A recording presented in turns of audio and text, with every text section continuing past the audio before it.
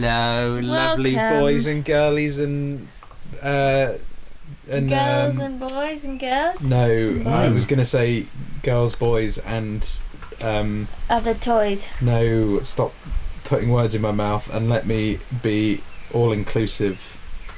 I was gonna say like people that don't identify as male or female, but I couldn't think of a.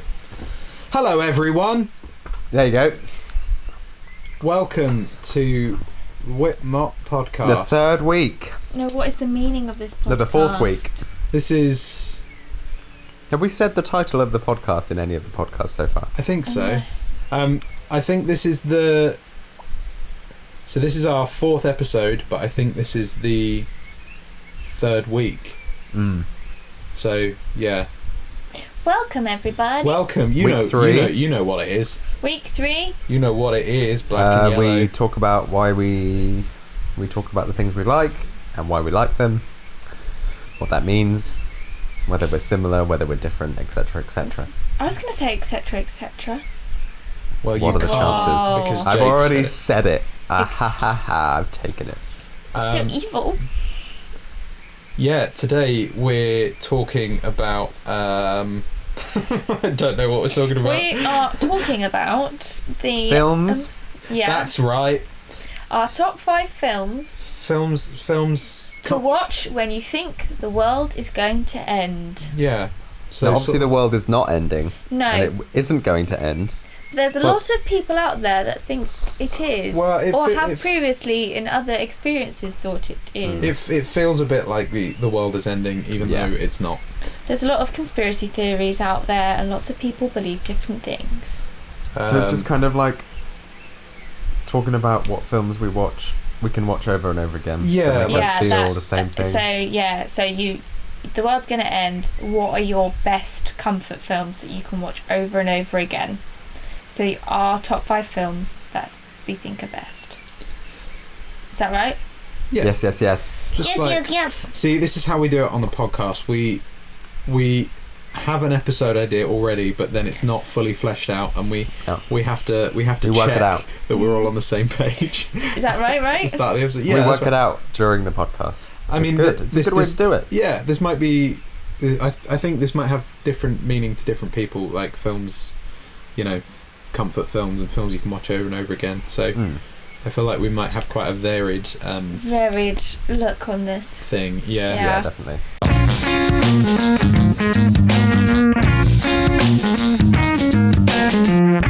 Shall we just get straight into it? Let's just get straight into it. Go on, Jake. Jake, you go All first. Right. My list.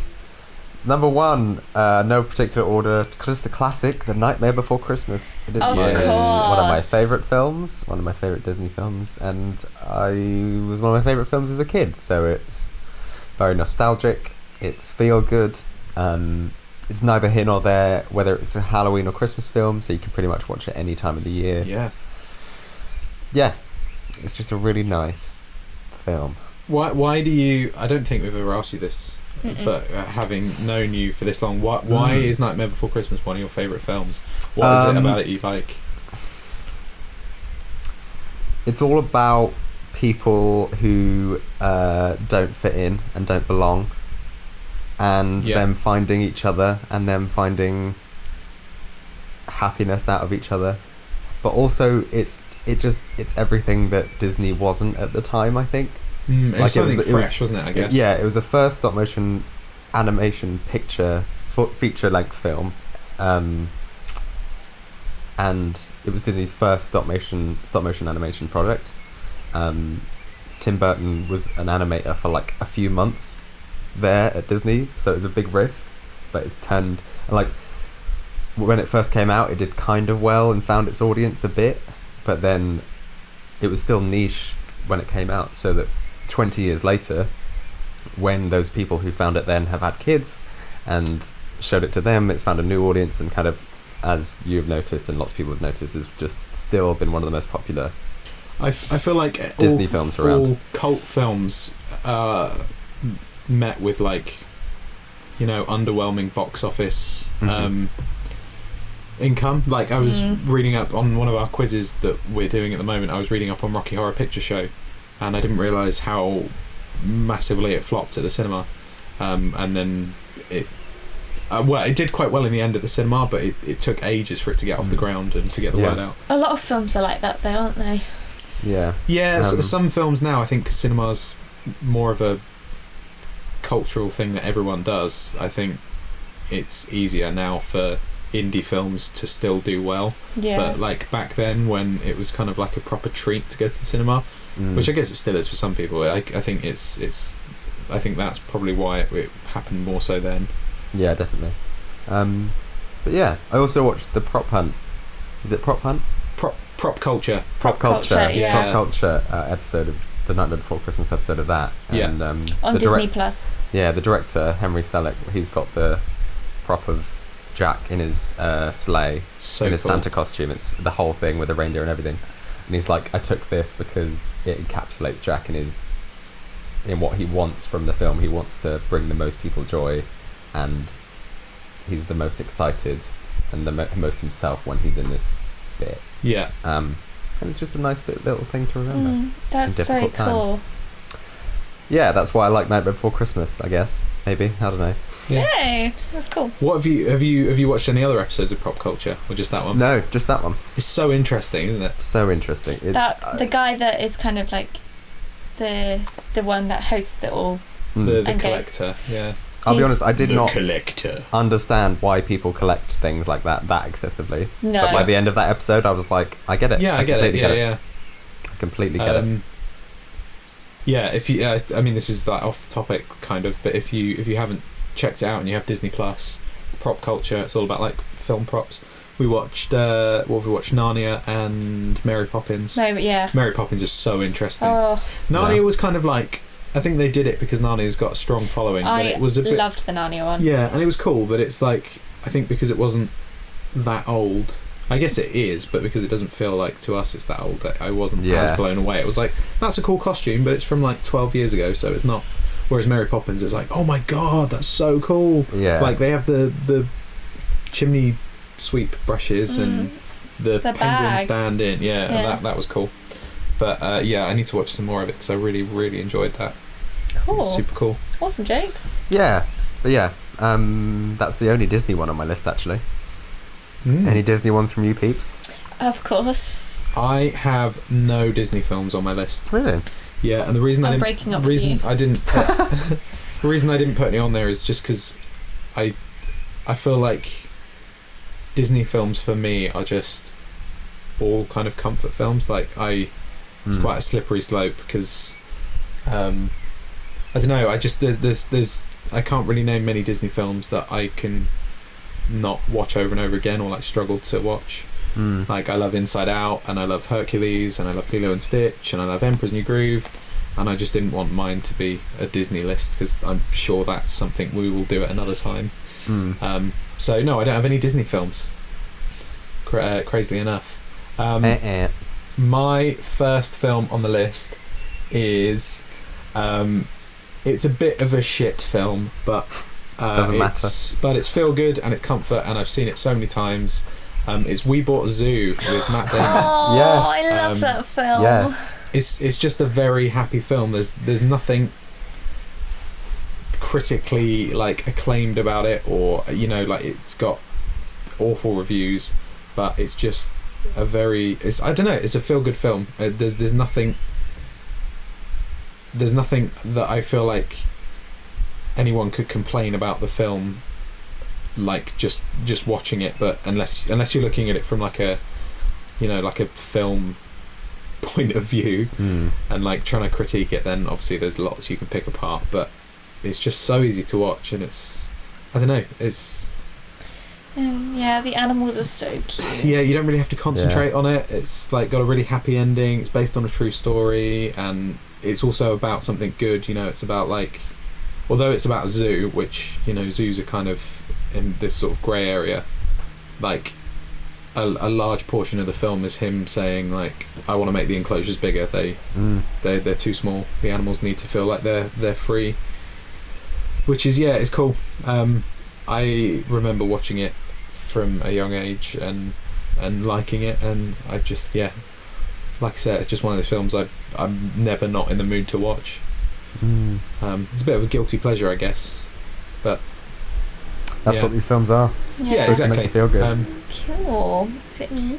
Yeah, go for it. Okay, my first film is an absolute classic. I love it. You turn into like a football presenter. It's an absolute classic here. Go! Cheers, Jeff. It is Chitty Chitty Bang Bang. Oh, yeah. it's a good shout. I think it's one of my favourite films ever. It was the film my parents always used to put when I was younger. My parents used to put that film on every single night, so I would fall asleep. I love it. It's just it's so good, and I love it so much. Is that why you think you like musicals so much? Is because as a baby you were put to sleep by them? Possibly that, and The Sound of Music. I was made to watch every single night because they put me to sleep. Probably. Okay. There you go. That's yeah. I never thought of it like that, but yes, that makes sense. But yeah. Again, me and Tom like musicals equally, but I don't think I was put to sleep by any. I'm not. I do like The Sound of Music, but I didn't love it as much as Chitty Chitty Bang Bang. So, if I'm going to be put to sleep by anything, it's going to be a pillow over my face. Yeah. But yeah, no, I don't know what. It's just such a classic and iconic film. It's a good film. Dick Van Dyke is so good in it. What about it makes you feel comforted? The car. Yeah. I love the car. Anna loves cars. I don't know what it is about. This is why I want to go to Bewley so bad, because it's got the car. I've constantly heard you talking about Bewley, and I'm like, what? Are you sure you know what Bewley is? I really want to see the Chitty Chitty Bang Bang car. It's there, and I really want to see it. Please tell me that going to Bewley is on your list for the next After episode. lockdown. No, but I just like that car is so iconic, and I love it so much. And I always talk about this on when I speak to our other friends about it. The moment in the film when the car is presented and comes out of the garage is so good. So, just to not to downplay that moment. at all, No, stop! No, don't do that moment. please. But the bit in the film, you know, when the kids are like waiting in the house for him to be ready, and then it's finally ready, and there's the like big orchestral music, and he comes out, and those doors open, and it's like the best car ever. I don't know why I love it. I have to tell the story. And Trudy Scrumptious' dress, I love. We went to as see well. we went to see a youth production of Chitty Bang Bang in Swindon. Oh no! Don't. And as there's that they have like a huge. I wanted to cry because I was so like it was so awkward. That's so funny. They had like a huge orchestra as well, because it was one of these like, you know, like rare productions where they just have like mass. There was It so was much like money as well put into this show. The set was very good. It was like that, and it's obviously the first time you see the car in all its like remodeled glory is that big like Yeah. And like the doors open and you can just see the lights and there's like smoke, and then as it comes further out the whole car's revealed and you're like, oh my god, that's so good. It was like these like they had like a plywood set, you know, like it was obviously quite cheap Oh my gosh. for the doors to open. And, like the kids are like, it's Daddy, and then these doors were like, and then you get all that music. They're like da da da da da da da, and the doors open maybe like 2 foot and then get stuck, but the car continues to move forward. because it's electronic. The car is like controlled to go forward. The lights are on the car, so you can very clearly see this car, and you just hear it whacking against the door. Well, no, it wasn't like hitting on it. It was obviously like pushing on it very slowly, and the set was resisting, so you could hear like the plywood like snapping and breaking. And it was like. And then it was, out of all of them, it was the guy that was playing the granddad that had to force the doors open, because the guy that was playing Cracticus Potts was obviously in the car driving it forward, so he couldn't help. Because he was like, and apart from that on stage, it was the actual children. Why is this not working? Regardless of that, like, it should have been someone from the stage crew that had come on. It shouldn't have been left to a child. Yeah, unfortunately, to the stage crew were also children. But it was no. But they have to have like some people backstage and chaperones. But that was, I think. But it was so funny. I wanted to cry because I was like, that's probably. Hilarious. I think that's probably one of my favourite moments in a film ever. Because it's just so iconic. It's one of my favourite moments on stage ever. It's such a grand moment, and it's just it's so funny. And there's just great songs in the film as well. Yeah, genuinely. So it's just because the orchestra sounds so beautiful, and it's like ba ba ba, and you've got music is amazing. It's like the doors don't open.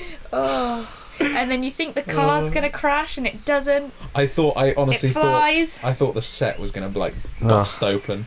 Okay, split. I'm trying to go off this topic here and talk about my film Okay. that I like, and you always ruin it with that story. Well, you shouldn't have taken me to go and see it. Because I love the show.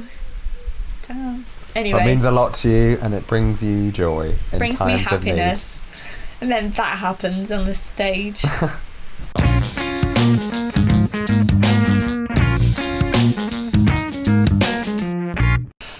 Ironically, Shaun of the Dead. Yeah. Oh, what a film. I think we briefly talked about this before. But I thought about it and I was like, yeah, to be fair, Shaun of the Dead is, out of the 3 Cornetto trilogies and out of Edgar Wright's films, I think is one of my favourites. It makes you laugh, it makes you feel sadness and happiness and everything in between. The jokes are funny every single time you watch it, no matter how many times you watch it. Even if you can quote the jokes, you find them funny just at how clever they are. They're just so good. And it is a disaster movie. Like, it is people escaping an apocalypse and finding some sort of humanity along the way, I guess. Yeah. But yeah, it's one of the best kind of British comedy films ever made. I think that's what makes it so great as well, is that it's British. And I sometimes find that it's difficult to do British, especially in it's definitely changing now for TV, but it's difficult to do British in cinema without it seeming tacky and cheap and a bit like it's trying to imitate Hollywood. But yes, Edgar Wright, in every film he's done that I've seen, has managed to do the opposite. And he's literally made a British film look like a Hollywood blockbuster film, whilst encapsulating the wit and humour and sarcasm and music taste and culture of British people.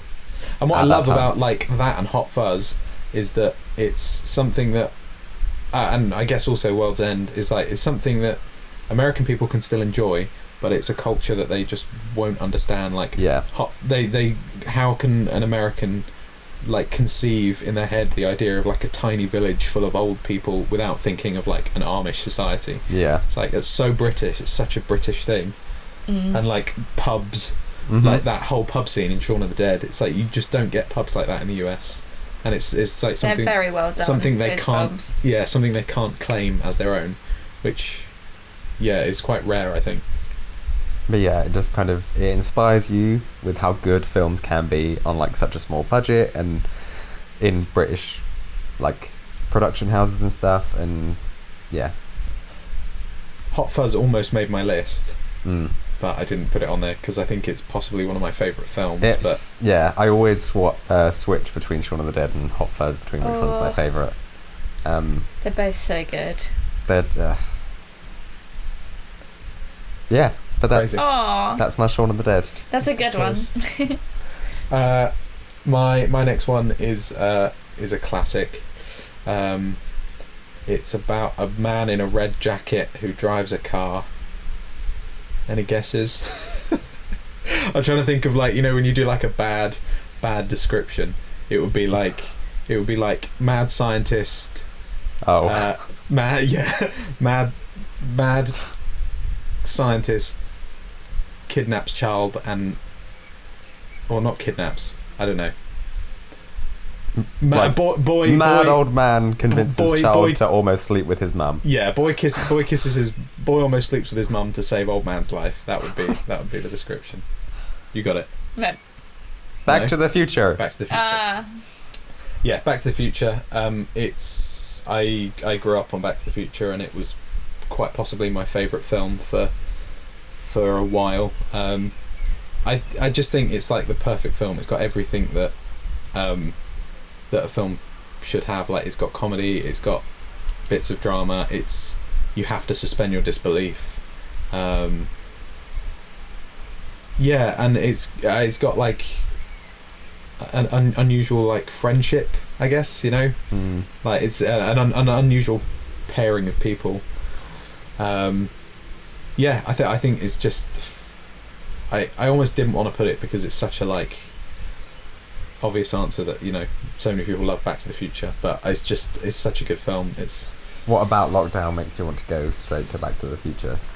Exactly. Well, I guess yeah, if we could have a time machine, we could go back and Back to the Future. Stop that guy from eating that bat. But yeah, I don't know. It's just like, yeah, you know, it's one of those films I've seen so many times that I can kind of watch, and if I don't pay attention, it doesn't really matter because I know what happens. I love the 80s as well. I think that's quite a reminiscent time. Yeah.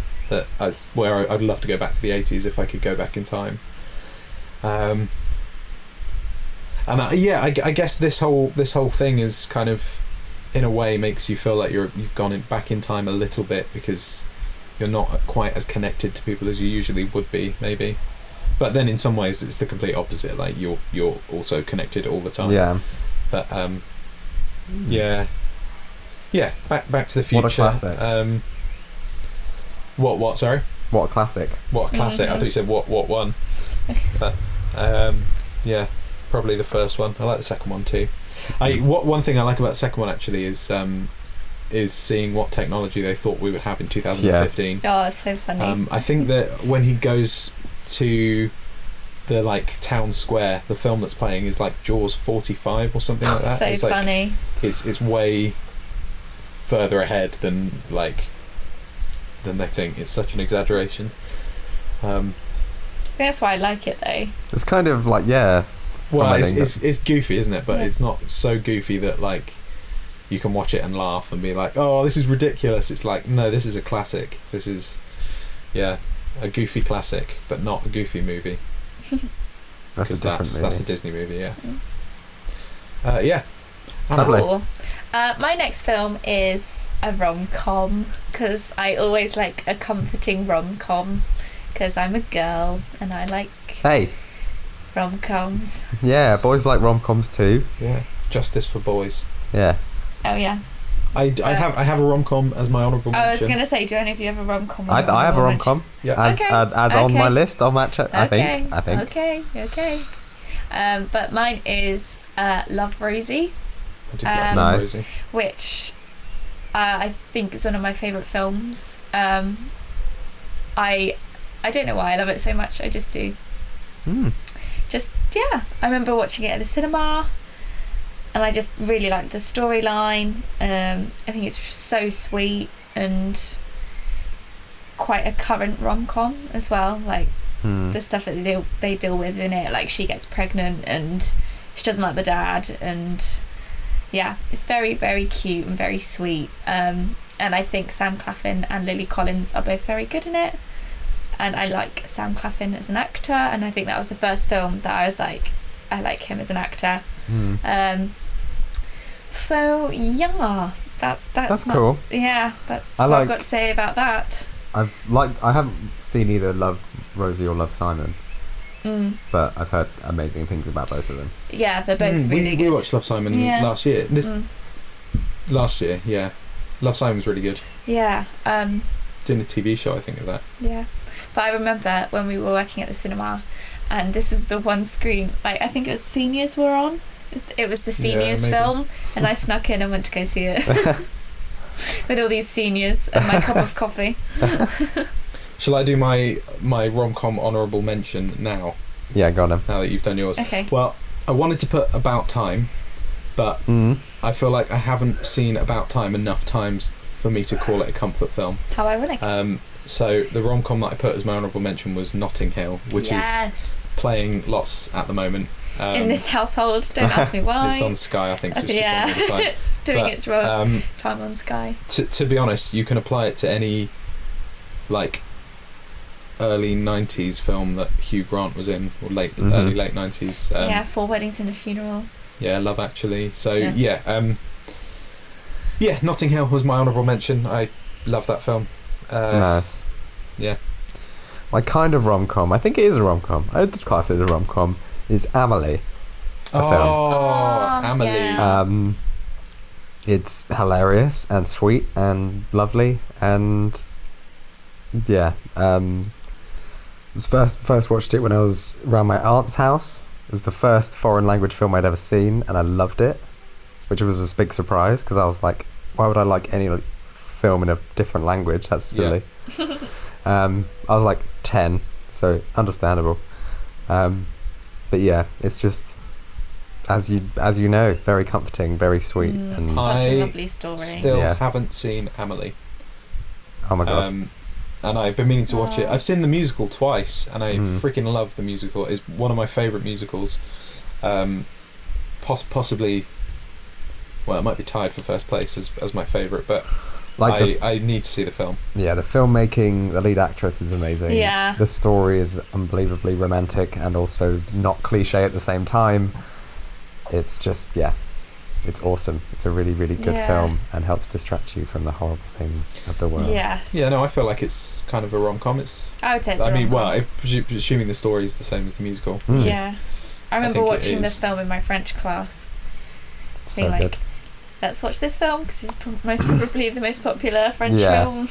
And in like the first scene, she talks about how many people are having sex right now, and there's loads of sex scenes going on about. That's like in the musical. Isn't it? I feel like a lot of films that aren't in like every film that is not in English will just get categorized into foreign language. Yeah. Which is why it was so refreshing that Parasite won the Oscar. Yeah. Genuinely. But yeah, no, I would put that in rom-com. Yeah, I would say it's a rom-com too. Yeah. Nice. That's that about that. What are we on at the moment? Number 3. I've done that one. My number 3 is an animated film, and it is Storks. Yay! Have you got Storks on yours? No, I love Storks. I Such a forgot good about that one. I was literally thinking, I was looking through like a film app I've got, and I was like, what films do I like that are comfort films? And I saw Storks, and I was like, yes, Storks. What? Give me one bad thing about Storks. There is literally nothing. It's so weird and so funny, and it's very comforting. I wasn't sure whether I should put that or Cloudy with a Chance of Meatballs because I love that. But Cloudy also would maybe be on one of my favourite films. So I went with Storks. So I went with Storks because it's just so good. I love Andy Samberg, and it's kind of got that like SNL cast. Same as Cloudy, but it's just such a. I don't know. I think the thing I like about Storks is that it's that kind of where do babies come from. That's like the question that you think that it's kind of going to be about, and then it's not. That's like a very small amount of it, and it's about something completely different, and it's just about family and. Like massive corporations and like Amazon and stuff like that. I don't know. It'd be like Inside Out. Watching Inside Out, thinking it's going to be about someone growing up and the emotions in their head, but then it actually being about something else, and that being a very small part of it. Which I guess it is. It's just so cute though. It's just so. There's so much babies. And it's so underrated. Doggies. Such an underrated film. Yeah. Like it didn't do massively well in the box office. But it's just good. It's I remember seeing it in the cinema. Yeah. Really funny. Yeah, so do I. I think we watched it together. It's just a great film. Very, very comforting to watch. Anna, what's yours? My next one, and I don't want to say it now. Because it's going to make me sound like I am actually obsessed with this. But my third film is Cars. Right. It's my favourite Pixar film. And I did know Cars was going to be on there. I was waiting for it. Yeah, it's such an easy, sweet film to watch. I can watch it over and over again. I really like the music in the film itself. Like there's some cute... Love Rascal Flatts. Yeah, Rascal Flatts. And Cheryl... Is it Cheryl Crow? That does the Real Gone number. You could say Cheryl Cole. And then the songs that they have, like when they're in Radiator Springs. I just think, and then visually, like when they're driving on Route 66 and everything, it's just very nice and visual to watch. It's such an easy storyline. Characters are very funny and iconic and cute, and who doesn't love little cars as people and bugs and things? The scenery is just so lush. Yeah, like when they do the drive through, like in the mountains, when Lightning McQueen and Sally do that drive, it's so nice.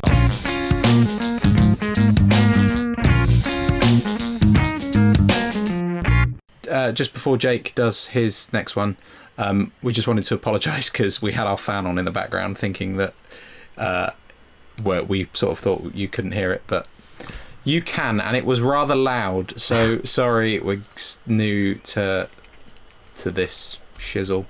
Yeah. Don't say shizzle. Shit. We're new to this shit. Is that better? Sure. Cool. Jake, what's your next one? My next one is SpongeBob SquarePants the movie. Yeah. The first one. Of course. Again, it's a film I watched countlessly as a child. It's one of the few DVDs we owned. So I played it every single evening. In my evening. Of course. In my bedroom. Yeah. I watched the TV show when I was a kid. It was the TV show I think I watched the most as a kid, along with like Drake and Josh and a couple of others, I don't know. But yeah, watched the TV show all the way through, and then the film came out and it was so good, and I found it so funny, and it's still as funny as it was when it came out. Yeah, it's great. I mean, like, it's comedy for everyone, isn't it? Like, it's It's so stupid, but everyone can enjoy it. Yeah, it's a comforting film that you know every word of, and it's just part of your childhood, I guess. And you just know it back to front, in and out. I haven't watched it in a while, actually, but it is a great film. David Hasselhoff's in it. Yes. Yeah, I always seem to forget parts of it every time, and I'm like, oh fuck yeah, that actually happens. He has like robot nipples, doesn't he? Because he like shoots them underwater like with pecs. it. Yeah, he presses his pecs together and shoots them down. It must be a thing of like, what famous person can we get for the next SpongeBob movie? Like, they had Antonio Banderas in Sponge Out of Water, and they've got Keanu Reeves in the next one. And of course, with the Goofy Goober song. Yes. I can't beat it. You can't beat it. I would perform it, but I'm afraid we'll get sued for copyright. Yeah, we have to change it. We're all Goffy Gobbers, yeah. Yeah. Goffy Gobbers. I'm going to have a look on IMDb quick, because I'm sure there's someone famous in it that plays like the princess. Yeah. It's like Avril Lavigne or someone, I swear. It's like Drew Barrymore. Do you know what her name is? The princess? No, I can't think what her name is either. Oh my god, it's Mindy and it's Scarlett Johansson. Scarlett Johansson, that's it. Yeah. There you go. She's the princess. Crazy. Jeffrey Tambor's in it. Alec Baldwin is in it. Nuts. Who else? Just all the regular cast, really. Yeah. And everyone else. That's it. But yeah, Scarlett Johansson. I knew it was someone famous because it was on a list of like famous people, celebrities that were in famous films that you never knew were in them, and that was one of them. I can't remember who it was, but there you go. So cool. I love SpongeBob. Yeah, so that is one of the there's something so comforting films. There's something so refreshing about something that is just like so so like what it is at face value, and like nothing to read into it. It's just stupid on the surface. There's no hidden meaning. It's super cool. My next one, my fourth one, is another animated film. It's called Kiki's Delivery Service.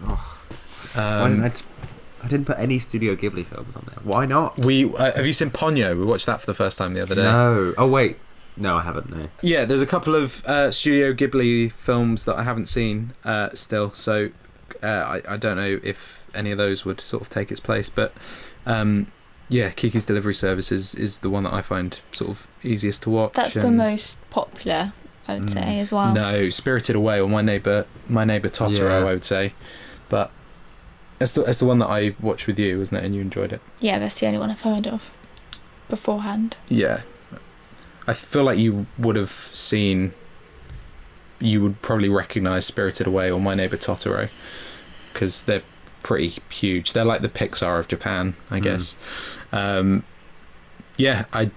just find it really easy to watch. It's a really chill film. There's something that I find really like relaxing to watch when it comes to like cartoons from the 90s, like that style of like old animation. Like you can tell it's a bit grainy and it's not perfect. I like stuff like that.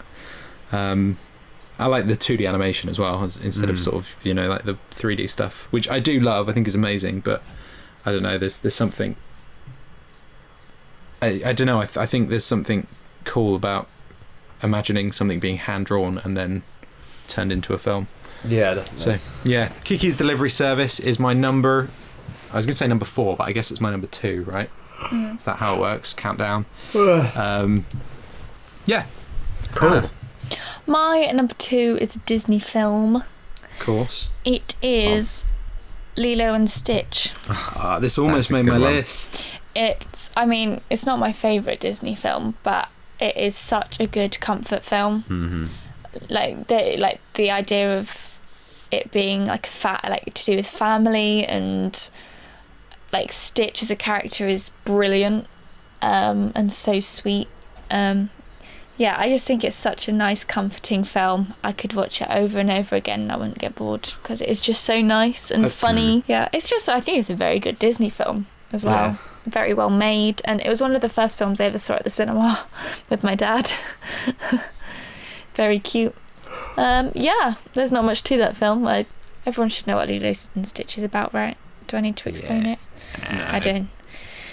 But if you don't watch it, I feel like a lot of people know Stitch more than the actual film.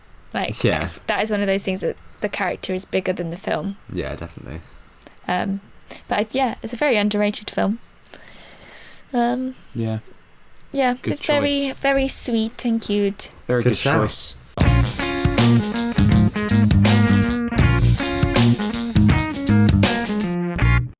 My number 1 is the Grand Budapest Hotel. Oh, okay. I was going to say, do you want to do honourable mentions, but... Never mind, I don't have any. That's fine. No, that's fine. Grand Budapest. Go. It's the Grand Budapest Hotel. It's my favourite Wes Anderson film.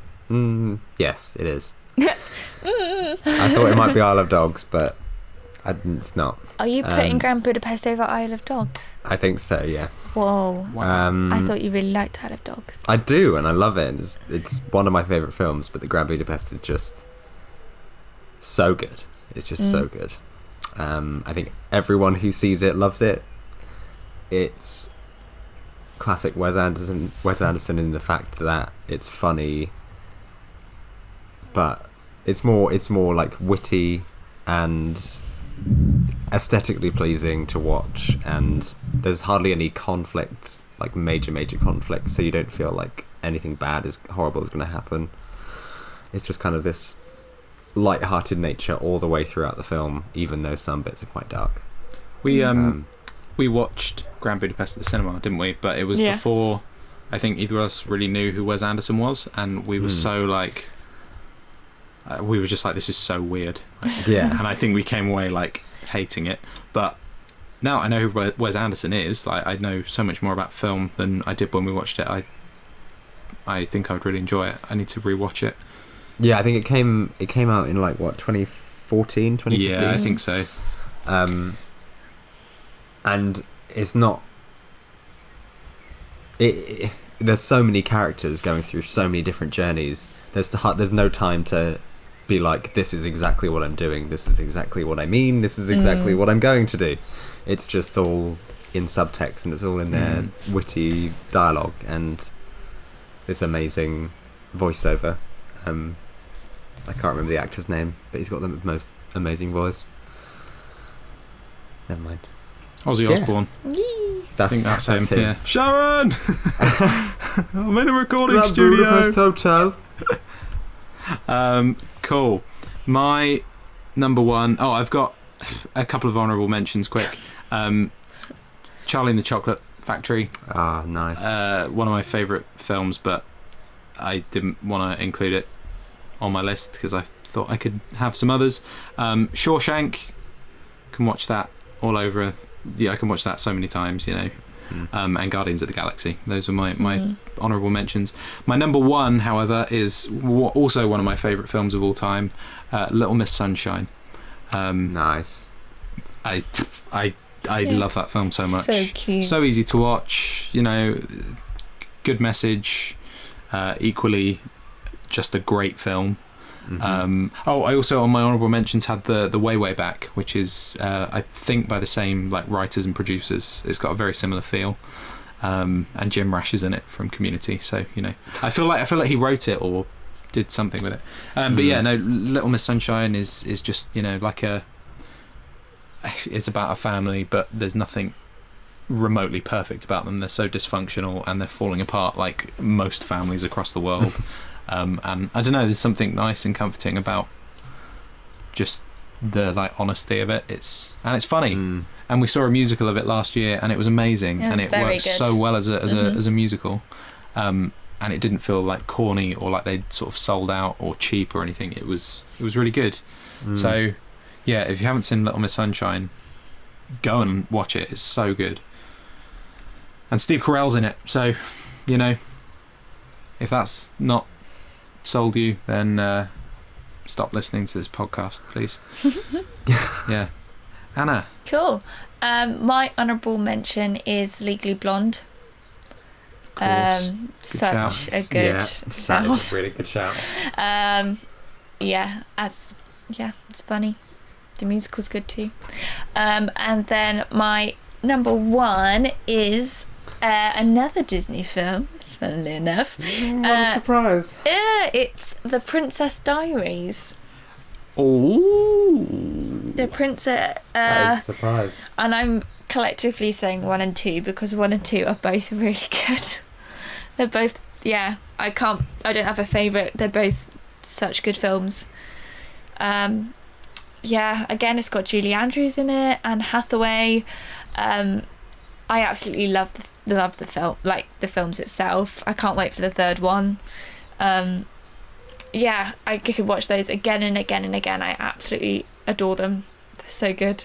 Yeah, there's not much else to say about that film. I like Princess Diaries. Yeah, they're such good films. I just remember it's Unexpectedly good. Yeah, they're sort of, it's one of those films that you think like, you know, like, oh my god, I don't want to watch this like girly princess flick, and then you're like, no, actually, you know what, this is like, it's why you shouldn't judge a book by its cover. You know what I mean? It's like, oh no, I actually really enjoyed that. Yeah, I love them so much. They're just brilliant. I think it's the sort of film that you could make a dad watch and enjoy. You know what I mean? And like, not to generalise, but you know, a lot of dads are quite, I think, would be like, oh, I don't really want to watch this, and then would end up take their enjoying daughter it. to see it, and then they're like, oh, it's actually It's a good shout. Yeah, there's just such... Why? Well, I don't want to watch fucking princess film, do I? Fucking, oh, she's going to be Queen of Genovia, Jesus Christ. Oh god. I'm fucking hooked. Yeah, they're really good.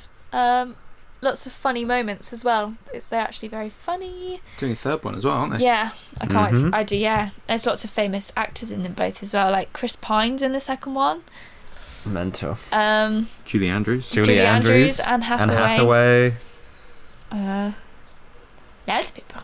One of the horses. Yeah. Yeah. He's a famous It's just, yeah, and I think it takes the mick out of like being royalty as well as like, because they always joke around about like how royals are meant to act, and then Quite topical at the moment. yeah, Harry and Meghan. yeah, very funny. So yeah, that's Good. my final one. Well, That's our top 5 fives. Ta-da! comfort films done. Yay! Done. Tick it off. We're never doing it again. Guys, I think if we watched all those films, we would be very happy that the world was We'd be ending. so happy. I want the world to end now. Look at all these films I've watched. Look at all those chickens. Yeah, those Cool. are good. And bye. Till next time. See you next week. See you Goodbye. next walk. Oh, follow us on things, Yes. please. Bye. Follow the things, everything. The Follow things. everything. Follow the clues. Follow Plan the we need you. things. Twitter, But do not follow us. as Twitter in, and in Instagram. person, and YouTube. if you find us. Bye.